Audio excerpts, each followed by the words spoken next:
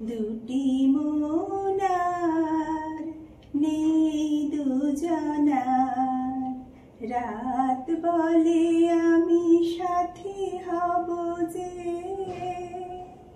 ফাগুনের রাতে আমি রূপ কথা হয়ে কাছে রব যে, দুটি মনার নেই দুজনার। নমস্কার, আমি পূজা দিদি। পূজা দিদির পঞ্চব্যঞ্জনে সবাইকে স্বাগত জানাই। আশা করছি আপনারা সবাই খুব ভালো আছেন। চলুন তাহলে আজকের কি আমার মেনুতে রয়েছে দেখুন। আজ আমি বানাবো হোয়াইট সস পাস্তা।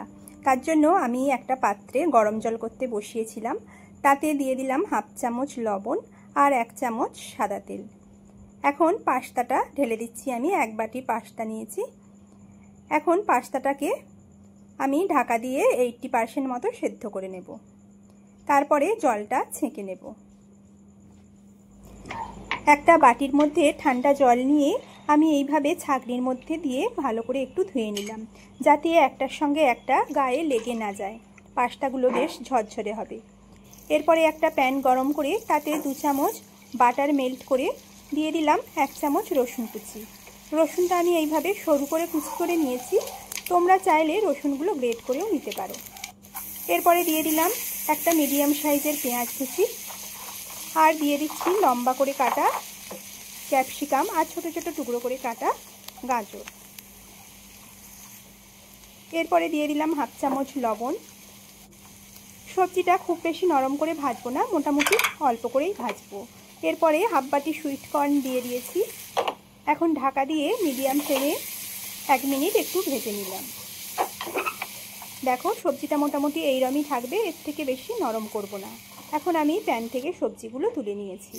এখন ওই প্যানে আরও 1 চামচ আমি বাটার মেল্ট করে নিয়ে তাতে দিয়ে দিলাম হোয়াইট সস বানানোর জন্য 2 চামচ ময়দা। ময়দাটাকে এখন খুব ভালো করে ভেজে নেব, যাতে সসের মধ্যে কাঁচা ময়দার গন্ধ না থাকে।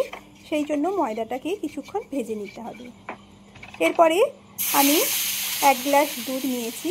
অল্প অল্প করে এইভাবে সসটা বানিয়ে নেব। খুব ভালো করে একটা স্প্যাচুলার সাহায্যে এইভাবে বেশ সময় নিয়ে মিহি করে ভালো করে বানাতে হবে, যাতে দানা দানা ভাব না থাকে, একেবারে মোলায়েম হয়ে যায়। এরপরে সসের মধ্যে আমি ভেজে রাখা সবজি আর সেদ্ধ করে রাখা পাস্তাগুলো ঢেলে দিলাম। এখন সসের সঙ্গে সব কিছুকে খুব ভালো করে মিশিয়ে নেব। এখানে আর লবণ যোগ করতে হবে না, যেহেতু সেদ্ধ করার সময়ও লবণ দিয়েছিলাম আর সবজিগুলো ভাজার সময়ও লবণ দিয়েছি।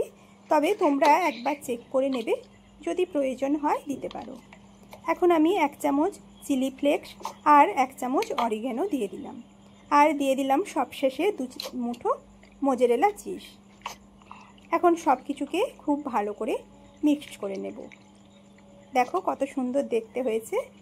তোমরা যদি চাও বাচ্চাদেরকে স্কুলের টিফিনেও দিতে পারো, বা বাড়িতে সকালে ব্রেকফাস্টেও বানিয়ে দিতে পারো, খুবই পছন্দ হবে। এখন আমি একটু ঠান্ডা করে একটা প্লেটে সার্ভ করে নিচ্ছি।